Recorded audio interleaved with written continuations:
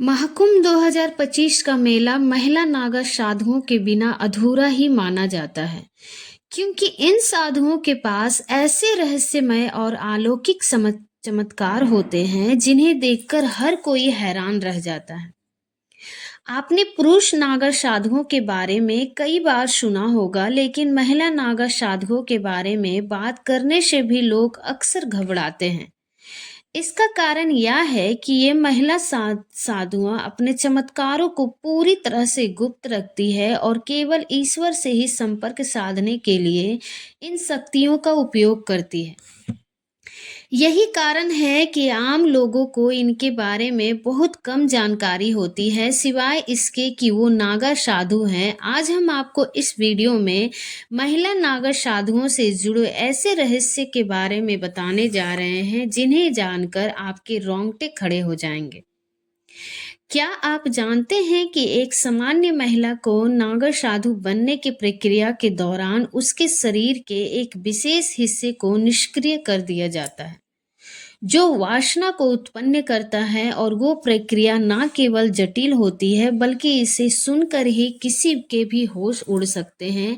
आखिर एक साधारण महिला को नागा साधु बनने की इस अनोखी और कठोर प्रक्रिया के पीछे क्या कारण है और क्या रहस्य छिपा हुआ है, इस वीडियो में आपको इसका पूरा सच बताएंगे। लेकिन उससे पहले यदि आप भगवान में आस्था रखते हैं तो इस वीडियो को लाइक करें और कमेंट बॉक्स में हर हर महादेव जरूर लिखें।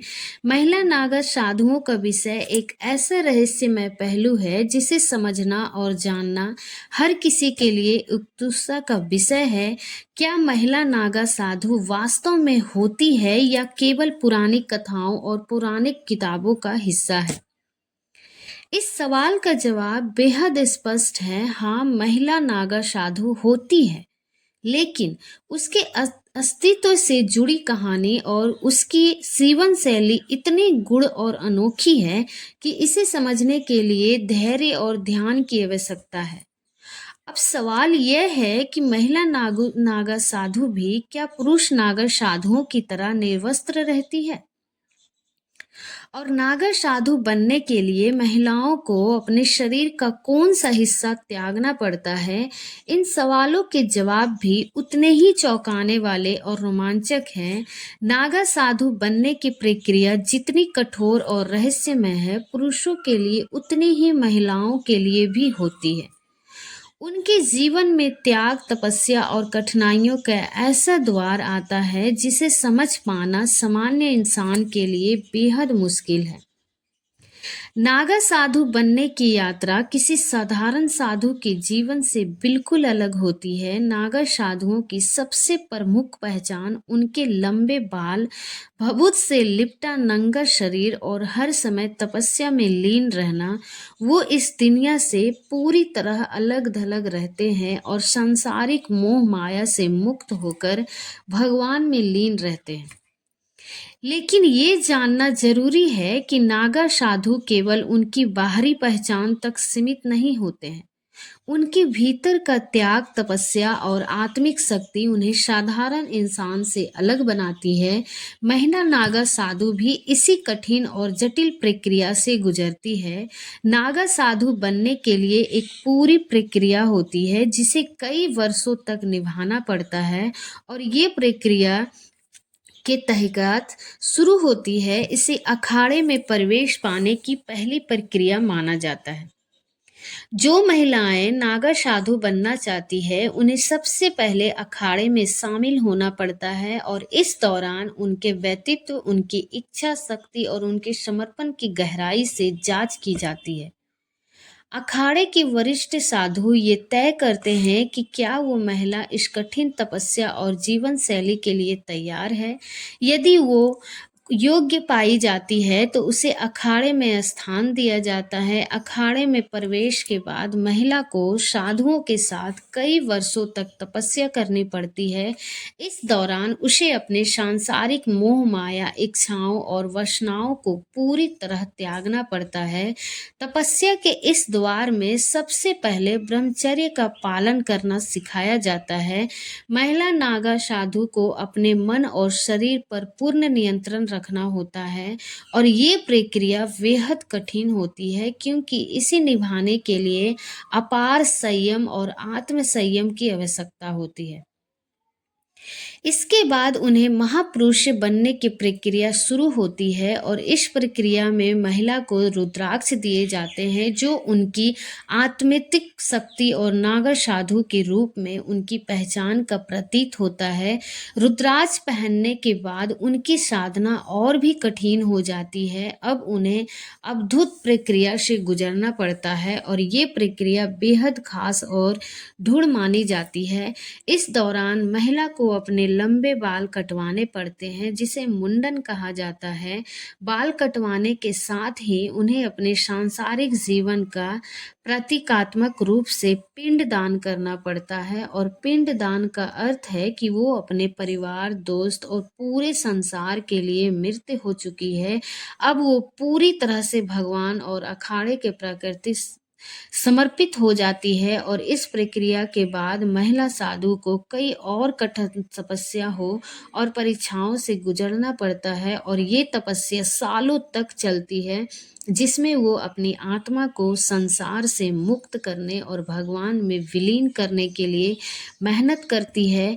महिला नागा साधु बनने की ये यात्रा जितनी कठिन है उतनी ही रहस्यमय भी है। ये ना केवल उनकी बाहरी जीवन को बदल देती है बल्कि उनकी आत्मा को भी एक अलग स्तर पर पहुंचा देती है। उसका जीवन पूरी तरह से भगवान के चरणों में समर्पित हो जाता है और यही कारण है कि महिला नागर साधुओं के बारे में बहुत कम जानकारी मिलती है। वो अपने जीवन और चमत्कारों को पूरी तरह गुप्त रखती है। महिला नागर साधुओं का जीवन और उनकी दीक्षा प्रक्रिया अत्यंत जटिल और रहस्यमय है।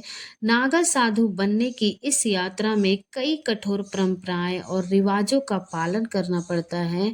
दीक्षा के अंतिम चरण में एक विशेष प्रक्रिया होती है जो अखाड़े में एक खंभे के नीचे संपन्न की जाती है। इस प्रक्रिया में कई धार्मिक और आध्यात्मिक रिवाज पूरे किए जाते हैं जिनमें सबसे प्रमुख है लिंग भंग। लिंग भंग की प्रक्रिया ये प्रक्रिया के माध्यम से साधुओं को वासना और सांसारिक इच्छाओं से पूरी तरह मुक्त कर दिया जाता है और उनका शरीर एक तरह से निष्क्रिय बना दिया जाता है। यही प्रक्रिया है कि उन्हें नागा साधु के रूप में स्थापित करती है। कुंभ मेले के दौरान कई गुरुओं द्वारा दीक्षा दी जाती है और ये प्रक्रिया विशेष रूप से इसी पवित्र अवसर पर संपन्न होती है। महिला नागा साधु बनने की यात्रा भी इतनी ही कठिन होती है जितनी पुरुष साधुओं के लिए होती है। महिलाओं को नागा साधु बनने से पहले 10 से 15 वर्षों तक कठिन ब्रह्मचर्य का पालन करना पड़ता है और इस अवधि के दौरान उनके गुरु ये जांच की कि क्या वो ब्रह्मचर्य है और संयम का पालन कर सकती है। यदि गुरु इस बात से संतुष्ट हो जाते हैं कि वो पूरी तरह तैयार है तो उन्हें नागा साधु के रूप में दीक्षा दी जाती है और नागा साधु बनने के लिए दृढ़ इच्छा शक्ति और सन्यासी जीवन जीने की प्रबल भावना होनी चाहिए। महिला नागा साधु बनने से पहले अखाड़े के साधु और संत उस महिला के परिवार, समाज, यहाँ तक कि पिछले जन्म तक की जांच पड़ताल करते हैं। दीक्षा प्रक्रिया के दौरान महिला अपने जीवन और परिवार से पूरी तरह मोह त्याग कर खुद का पिंड दान करना पड़ता है और पिंड दान का अर्थ यह है कि वो संसार और अपने परिवार के लिए अब मृत हो चुकी है। इसके बाद पुरुष नागा साधुओं की तरह ही महिला नागा साधु का भी मुंडन किया जाता है और मुंडन के बाद उस महिला को नदी में स्नान के लिए भेजा जाता है और ये स्नान शुद्धिकरण की प्रक्रिया का एक अभिनव हिस्सा है। इसके बाद महिला नागा साधु अपने नए जीवन में प्रवेश करती है और महिला नागा साधु सुबह जल्दी उठती है और शिव जी के जाप में लीन हो जाती है। उस उनके दिन की शुरुआत भगवान शिव की आराधना होती है और दोपहर में भोजन करने के बाद वो फिर से भगवान का जाप करती है और शाम तक साधना में ही समय बिताती है। अखाड़े में महिला नागा साधुओं को पूरा सम्मान दिया जाता है। जब कोई महिला पूरी तरह से नागा साधु बन जाती है तो उस अखाड़े के सभी साधु संत उन्हें माता कहकर संबोधित करते हैं। लेकिन सन्यासी बनने से पहले महिला को ये साबित करना होता है कि अब उसका अपने परिवार और समाज से कोई लगाव नहीं है। केवल जब आचार्य इस बात से संतुष्ट हो जाते हैं तभी उन्हें दीक्षा प्रदान की जाती है। महिला नागा साधुओं को पुरुष नागा साधुओं की तरह पूरी तरह नग्न रहने की अनुमति नहीं होती है। उन्हें अपने शरीर पर भगवा कपड़ा लपेटने की अनुमति होती है, जो कि ठंड, गर्मी या बरसात हर मौसम में उनकी एकमात्र पोशाक होती है। यहाँ तक कि तीर्थ स्थलों पर भी उन्हें नग्न करने की अनुमति नहीं दी जाती है। दिलचस्प बात यह है कि महिला नागा साधु बनने की इच्छा केवल भारत की महिलाओं तक ही सीमित नहीं है। कई विदेशी महिलाएं भी नागा साधु बनने की प्रक्रिया में गहरी रुचि दिखाती है। विशेष रूप से कुंभ मेले के दौरान नेपाल, जर्मनी, मॉस्को, अमेरिका और अन्य देश से महिलाएं अखाड़ों में आती है। इनमें से कई महिलाएं आध्यात्मिक, शिक्षित और युवा होती है और कुछ साधियां गृहस्थ जीवन को त्याग कर साधु बन चुकी होती है। जूना अखाड़े जैसे प्रमुख अखाड़ों में ऐसी कई महिलाएं साथियां हैं जिन्होंने अपना पूरा जीवन भगवान की आराधना और साधना को समर्पित कर दिया है। उनके लिए संसार से कोई मोह नहीं है। उनका पूरा जीवन हरि भजन और भगवान शिव की आराधना में बीतता है। इन साध्य का पहनावा, तिलक और श्रृंगार अखाड़े के नियमों के अनुसार होता है। यही कठोर अनुशासन और समर्पण नागा साधुओं को विशेष और आदित्य बनाता है। दोस्तों, अब मैं आपको जो बताने जा रही हूँ वो बेहद हैरान करने वाला है। क्या आपने कभी सोचा है, क्या नागा साधु या महिला नागा साधु जो कुंभ के मेले में दिखाई देते हैं, बाकी समय कहाँ और कैसे रहते हैं? ये बात शायद ही किसी ने गहराई से सोची होगी कि नागा साधु आम तौर पे तपस्या में लीन रहते हैं और साधना के लिए अखाड़े छोड़कर गुप्त स्थलों जैसे कांद्रा में चले जाते हैं। कांद्रा का मतलब होता है पर्वतों की गुफाएं। नागा साधु भौगोलिक स्थान के आधार पर अलग अलग नामों से जाने जाते हैं। उदाहरण के लिए पर्वतों में रहने वाले साधुओं को पर्वतागिरि, नगरों में रहने वाले साधुओं को पूरी और जंगलों में रहने वाले साधुओं को अनन्य कहा जाता है। और ये साधु अलग अलग स्थानों पर रहते हैं और वहां साधना करते हैं। कहा जाता है कि कुंभ मेले से पहले और उसके बाद नागा साधु हिमालय पहाड़ों और जंगलों की गुफाओं में जाकर साधना करते हैं। वो एक गुफा में कुछ वर्षों तक रहते हैं, फिर दूसरी गुफा में चले जाते हैं। उनका ठिकाना इतना गुप्त होता है कि किसी को ये पता नहीं होता है कि वो इन दिनों कहाँ है और क्या कर रहे हैं।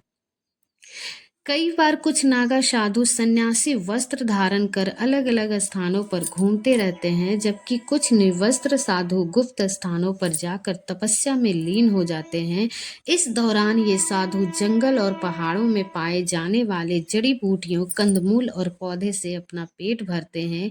वो बेहद गुप्त तरीके से भ्रमण करते हैं, इसीलिए इनके ठिकाने और गतिविधियों की जानकारी आम लोगों को नहीं होती है। कुछ साधु झुंड बनाकर यात्रा करते हैं तो कुछ अकेले ही अपनी साधना और यात्रा करते हैं। जो गुफाओं में बैठते हैं वो कई बार दिन रात भूखे प्यासे रहकर अपनी तपस्या पूरी करते हैं। अब सवाल ये उठता है कि जब नागा साधु अपनी पहचान छुपाकर इतने गुप्त स्थानों में रहते हैं तो कुंभ के मेले में अचानक इतनी कसीमाई तरीके से कैसे नजर आ जाते हैं? ये कौन इन्हें इन बात की जानकारी देता है कि कुंभ कहाँ और कब हो रहा है? दोस्तों, यही तो इस जीवन का एक रहस्य है। दरअसल हर अखाड़े में एक कोतवाल होता है और ये कोतवाल नागा साधुओं और अखाड़ों के बीच संपर्क का माध्यम होता है। जब नागा साधु दीक्षा पूरी करने के बाद अखाड़ा छोड़कर जंगलों या पहाड़ों में साधना करने चले जाते हैं, तो कोतवाल उनकी स्थिति पर नजर रखता है। जब कभी कुंभ अर्थ गुम या अन्य महापर्व होते हैं, तो ये कोतवाल नागा साधुओं को सूचना देता है। कहा जाता है कि ये सूचना किसी गुप्त और रहस्यमय तरीके से दी जाती है, क्योंकि किसी को यह नहीं पता चलता है कि नागा साधु कुंभ मेले तक कैसे पहुंचते हैं। फिर भी हर बार से वो सही समय पर मेले में पहुंच जाते हैं और कुछ लोगों का मानना है कि नागा साधुओं के पास ऐसी रहस्यमय विद्या और आध्यात्मिक शक्तियां होती है, जिनके माध्यम से वो अपने साथियों द्वारा भेजे गए संदेशों को समझ लेते हैं और ये शक्तियाँ उन्हें साधना के दौरान प्राप्त होती है। और ये भी माना जाता है कि उनके पास ऐसी विशेष आध्यात्मिक क्षमताएं होती है, जिनसे वो किसी भी स्थान और समय का अभ्यास कर लेते हैं। और इस तरह नागा साधुओं का जीवन जितना रहस्यमय है, उनकी साधना और उनका कुंभ मेले में अचानक प्रकट हो जाना उतना ही चमत्कारिक है। या उनके अद्वितीय जीवन और कठिन साधना का प्रमाण है, जो उन्हें आम इंसानों से अलग बनाता है। दोस्तों, नागा साधुओं और महिला नागा साधुओं का जीवन रहस्यमय और आध्यात्मिक साधना से भरा हुआ है। उनकी कठोर तपस्या, त्याग और अनुशासन हमें ये सिखाती है कि संसार से अलग होकर भी ईश्वर की प्राप्ति के लिए जीवन समर्पित किया जा सकता है। उनकी रहस्यमय जीवन शैली और कुंभ मेले में उनका प्रकट होना हमें हैरानी में डाल देता है, लेकिन ये उनकी आध्यात्मिक शक्ति और साधना का प्रमाण है। ऐसे संतों का जीवन न केवल प्रेरणा देता है, बल्कि उनके ताप और त्याग से हमें जीवन की असली सच्चाई समझने का मौका भी मिलता है। अगर ये जानकारी आपको दिलचस्प और ज्ञानवर्धक लगी, तो इसे दूसरों के साथ ज़रूर साझा करें और कमेंट बॉक्स में हर हर महादेव ज़रूर लिखें। और उम्मीद करते हैं कि आपको ये वीडियो बहुत ही ज़्यादा पसंद आया होगा। और अगर आपको ये वीडियो पसंद आया होगा तो एक लाइक करके हमारे चैनल को ज़रूर सब्सक्राइब करें। मिलते हैं ऐसे ही किसी नए वीडियो के साथ। तब तक के लिए आप सभी लोगों का बहुत बहुत धन्यवाद।